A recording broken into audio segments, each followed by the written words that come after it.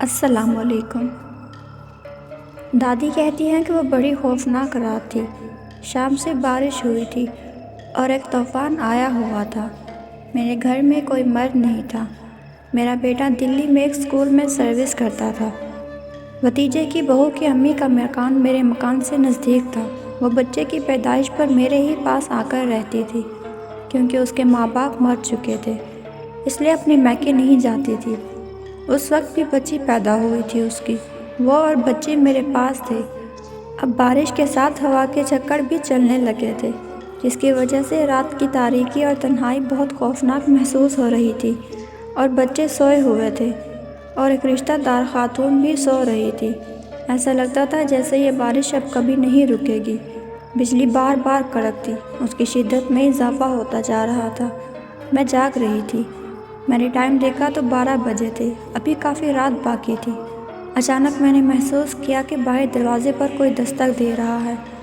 میں نے سوچا اتنی رات میں طوفانی بارش میں کون آ سکتا ہے، جبکہ گاؤں کی کچی گلیاں کیچڑ اور پانی سے بھری ہوئی ہیں۔ میں سمجھی میرا وہم ہے، لیکن واقعی کوئی دروازہ بجا رہا تھا، اور اب اونچی اونچی بجا رہا تھا۔ بہو بھی جاگ گئی اور ہماری ایک رشتہ دار عورت جو آئی ہوئی تھی وہ بھی جاگ گئی۔ میں نے چادر سر پر ڈالی اور دروازہ کھولنے پہنچ گئی۔ کنڈی کھول کر دیکھا تو وہاں دروازے پر کالا برقع پہنے انوری کھڑی تھی۔ میں نے کہا، ارے انوری، خیریت تو ہے، چل اندر۔ انوری نے کہا، خالہ میں نے کھیر پکائی تھی، سوچا دے آؤں، بچے گرم گرم کھا لیں گے۔ اس نے ایک بڑا پیالہ میرے ہاتھ میں دیا اور خود بہو کی چارپائی پر بیٹھ گئی اور بولی، خالہ پوتی ہوئی ہے، مجھے بھی تو دکھاؤ۔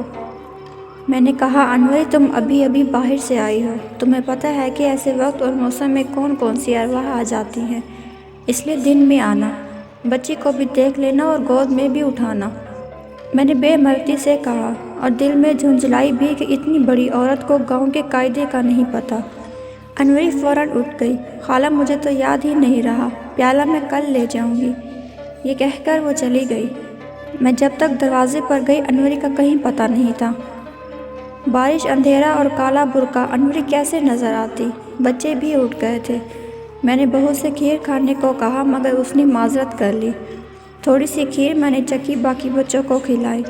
اچھی بنی تھی، مگر نہ جانے کیوں مجھے بار بار خیال آ رہا تھا کہ اتنی بھیانک رات میں آئی، جبکہ اس کا گھر بھی ہمارے گھر سے کچھ دور تھا۔ ہم سب سونے لیٹ گئے۔ میں ابھی نیم غنودگی میں تھی تو میں نے دیکھا کہ جیسے چھت پھٹ گئی ہے اور اس میں سے انوری نے سر نکالا اور پھر وہ ایک گٹھلی کی طرح سے میری بڑی پوتی پر گری، ساتھ ہی پوتی نے چیخ ماری۔ بہو بھی اٹھ گئی۔ میں گھبرا کر جاگ گئی۔ بہو گھبرائی ہوئی تھی، بولی، دادی انوری ہمیں دبا رہی ہے۔ ایسا لگا جیسے انوری میرے سینے پر کود رہی ہے۔ ہم لوگ دعائیں پڑھ کر پھر لیٹ گئے۔ کافی دیر بعد سب کو نیند آئی۔ انوری دوسرے دن کیا کئی دن تک نظر نہیں آئی۔ ایک روز دوپہر کو انوری آ گئی۔ اس وقت انوری نے سفید برقع پہنا ہوا تھا۔ بولی، خالہ پوتی مبارک ہو، کب سے مبارکباد کو آنا چاہتی تھی لیکن آ نہ سکی۔ میں نے کہا، اس دن تو کیچڑ پانی میں کھیر دینے چلی آئی اور اتنے دنوں بعد آئی ہو اور باتیں بنا رہی ہو۔ وہ حیرانگی سے بولی، کون سی کھیر؟ بہو بولی، ہاں انوری باجی، مسلسل بارش ہو رہی تھی، رات کے 12 بجے کھیر لے کر آئی تھی۔ انوری نے کہا، غضب خدا کا، اس وقت جانور بھی باہر نکلتے ہوئے خوف کھاتے ہیں، بھلا میں کیوں نکلتی، اور اتنی رات گئی مجھے کھیر پکانے کی کیا ضرورت تھی؟ میں نے پوچھا، تو تم نہیں آئی تھی؟ وہ بولی، نہیں آئی تھی۔ میں نے کہا، کھیر بھی نہیں پکائی تھی؟ کہتی، نہیں پکائی تھی۔ میں نے یہ جو پیالہ تمہاری نشانی میں رکھا ہے، میں نے ثبوت میں اس کو وہ پیالہ دے دیا۔ وہ جیسے اچھل گئی، بولی، خالہ سچ کہو، گاؤں میں تو مٹی کے برتن استعمال ہوتے ہیں، پھر سفید چینی کا پیالہ میں غریب کے ہاں کیسے آیا؟ نہ پیالہ میرا ہے اور نہ میں لے کر آئی تھی، میرا یقین کرو۔ اب ایک دم مجھے کچھ سمجھ میں آنے لگا۔ میں نے کہا، چھوڑو اس بات کو، بھول جاؤ، شاید ہمیں غلط فہمی ہوئی ہے۔ اب میرا ذہن الجھ چکا تھا۔ کھیر کس نے بھیجی؟ انوری کی شکل میں کون آیا؟ بہو کو اور پوتی کو دیکھنے پر انوری کا اصرار کیوں تھا؟ کون بہو کو نقصان پہنچانا چاہتا تھا؟ مجھے یاد تھا کہ بہو کے نانا پر بھی اسی طرح جادو کیا گیا تھا اور جادو بادل کے ٹکڑے کی شکل میں بھیجا گیا تھا۔ हुआ कुछ यूँ था कि पीर जी यानी बहू के नाना एक दिन दोपहर के वक्त लेटे हुए थे। उनकी बीवी करीब ही बैठी हुई थी। अचानक पीर जी ने देखा कि एक सफ़ेद बादल का टुकड़ा सामने लगे दरख्त पर साया किए हुए है, जबकि आसमान बिल्कुल साफ था।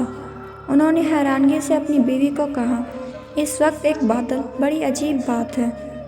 इतने में आहिस्ता आहिस्ता वो बादल सहन में उतरा और पीर जी पर बरस गया, लेकिन पानी नहीं, सिर्फ गिरदो गुबार। पीर जी की बीवी का कहना था कि मैं अब ये सब देखकर हैरान भी ना हो पाई थी कि पीर जी तड़प कर चारपाई से नीचे गिरे, और जब तक हकीम साहब आते वो इस दुनिया से गुजर चुके थे। पीर जी के दोस्त मौलाना दूसरे गांव में रहते थे। उन्हें इत्तला मिली तो वह फ़ौरन घोड़े पर दौड़े चले आए और पीर जी का मुंह देखने झुके तो फ़ौरन झटके से सीधे होकर बोले, फ़ौरन कोड़ा मटका लाओ जल्दी। उस वक्त कफन दफन का सामान, मटके, चिटाइयाँ, काफूर सब आ चुका था। पीर जी के दामाद ने फ़ौरन मटका मौलाना जी को दिया। मौलाना ने 2 रकात नमाज पढ़ी, फिर मटका तोड़ा और कुछ कुरानी आयात ज़ाफ़रान से लिखी और पीर जी के दामाद से कहा, इसे बहते हुए पानी में फेंक आओ, लेकिन कोई भी आवाज़ दे न उसको जवाब देना और ना ही पीछे मुड़कर देखना। अब देखती हैं कि पहले तुम आते हो या पीर जी उठते हैं। बाज़ लोग मौलाना साहब के दिमाग पर शक करने लगे कि भला मरने के बाद भी कोई ज़िंदा हुआ है, लेकिन जब उनका दामाद वापस आया तो पीर जी ज़िंदा हो चुके थे।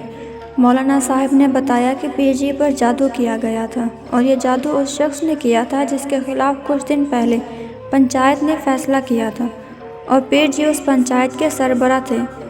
ये बात मुझे याद आई तो मेरा दिल कांप उठा, मगर अभी मेरे पास कोई भी वाज़ेह सबूत नहीं था। एक रोज़ शाम के वक्त मेरी बहू चूल्हे के पास बैठी चाय बना रही थी। बड़ा पोता छत पर पतंग उड़ा रहा था। इतने में दरवाज़ा खुला और बहू की खालाजाद बहन दाखिल हुई और सीधी बहू की तरफ आई। मैंने उसके अजीब अंदाज पर कहा, अरे कुबरा, खैर तो है? न सलाम न दुआ। मेरी आवाज़ सुनकर कुबरा पलट कर भाग गई। मैं भी उसके पीछे गई, मगर कुबरा मकान में दाखिल हो चुकी थी। मेरी बहू के नाना बड़े साहब जायदाद थे। मैं जब अंदर आई तो देखा कि बहू चूल्हे के पास बेहोश पड़ी है। बच्चे रो रहे हैं। बहू को पलंग पर बड़ी मुश्किल से लिटाया गया। कुरान शरीफ पढ़ा, दुआएं पढ़कर दम किया तो तब कहीं जाकर बहू को होश आया। मेरा बड़ा पोता छत से उतरा तो उसने एक अजीब बात की। बोला, अम्मा, क्या ममानी भी भाईजान की तरह वर्जिश करती हैं? मैंने डांटा। मैंने कहा, पागल हो गए हो? वो बोला, नहीं दादी, मैंने खुद देखा है। ममानी सहन में एक टांग पर खड़ी थी और अपने सामने 3 मरतबा उंगली घुमाकर एक दफ़ा उल्टी तरफ इशारा करती थी। ये कौन सी वर्जिश हुई? उल्टी तरफ हमारा घर था। मैंने पूछा, ये बताओ कुबरा आई थी? वो बोला, मैं तो जब से छत पर गया हूँ मैंने खाला कुबरा को नहीं देखा। और ममानी के पास कहीं से एक सफ़ेद कागज़ उड़ता हुआ आया और ममानी उसको लेकर अंदर चली गई। अब मुझे यकीन हो चुका था कि ये सारे हथकंडे दुल्हन की भाभी कर रही हैं। मेरी बहू खतरे में थी। इस तमाम मामले की असल वजह यह थी कि पीर जी मेरी बहू के नाना तकरीबन आधे गांव के मालिक थे। मेरी बहू आधी जायदाद के हकदार थी और उसका भाई जायदाद में पैसा नहीं देना चाहता था, और उसकी बीवी इंतहाई चालाक औरत और जादू टोने के ज़रिए मेरी बहू को मारना चाहती थी, जबकि मेरी बहू एक समझदार और सुलझी हुई लड़की थी। वो किसी भी तरह गांव की नहीं लगती थी। उसकी गुफ्तगू, रहन सहन बहुत अच्छा था। उसके भाई भाभी को हर वक्त खौफ रहता था कि बहू अपनी जायदाद में हिस्सा न मांग ले, जबकि बहू जिक्र भी नहीं करती थी। अब मैंने घर में हर वक्त दुआओं का हिसाब रखना शुरू कर दिया और मैंने बहू को बाहर से आई हुई चीज़ों को खाने और बाहर जाने से मना कर दिया था। ये वो ज़माना था जब पाकिस्तान बनने की तारीख ज़ोर पकड़ती थी। हर तरफ से हिंदू मुस्लिम फसादात की खबरें आ रही थी। मैं बेहद परेशान थी कि किस तरह बहू को यहाँ से हटा दूँ। उसी दौरान एक दिन मगरिब का वक्त था। बहू सहन में लेटी हुई बच्चे को दूध पिला रही थी कि अचानक उसकी चीखों की आवाज़ सुनी। मैं नमाज छोड़कर भागी। मैंने देखा बहू अपना पाँव पकड़े चीख रही है। उसके पाँव के अंगूठे से खून बह रहा है। मैंने पूछा, ये क्या हुआ, कैसे हुआ?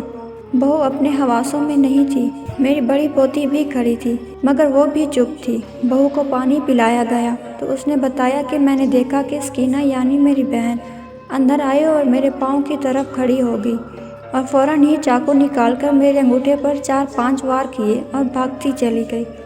मैंने पोती से पूछा तो उसने कहा, बुर्का ओढ़े हुए दादी स्कीना थी بعد میں پتہ چلا کہ سکینہ تو ایک ہفتے سے میرٹھ گئی ہوئی ہے۔ میں نے بہو کے پاؤں کی مرہم پٹی کروائی۔ تقریباً 8 دن میں پاؤں ٹھیک ہوا، لیکن ٹانگ کے جوڑ پر ورم آ گیا۔ حکیم صاحب کو دکھایا تو انہوں نے کہا زخم ٹھیک ہوگا تو ورم اتر جائے گا۔ ہم مطمئن ہو گئے۔ بہو اب لنگڑا کر چلتی تھی، مگر مجھے نہیں پتا تھا کہ دشمن اپنا کام کر چکا ہے۔ ہندو مسلم فسادات، لوگ گاؤں چھوڑ کر بھاگنے لگے۔ ہم کراچی آ گئے۔ ورم آہستہ آہستہ پھوڑے کی شکل اختیار کر گیا اور اس کے بعد ناسور بن گیا، جس نے تمام ٹانگ کو لپیٹ میں لے لیا۔ اس طرح میری بہو دشمنی کی نظر ہو کر اس دنیا سے رخصت ہو گئی۔ میں سوچتی تھی وہ لوگ کامیاب رہے کیونکہ ساری دولت ان کو مل گئی۔ اب بٹوارے والا کوئی نہ رہا، مگر خدا کی لاٹھی بے آواز ہوتی ہے۔ میری بہو کی بھابھی جو کہ عمل کروا رہی تھی، اس کے دونوں بیٹے 3 سال کے اندر ٹی بی میں مبتلا ہو کر مر گئے۔ بھابھی خود بارش میں چھت سے گرنے سے ہلاک ہو گئی۔ کوئی نام لینے والا نہ رہا۔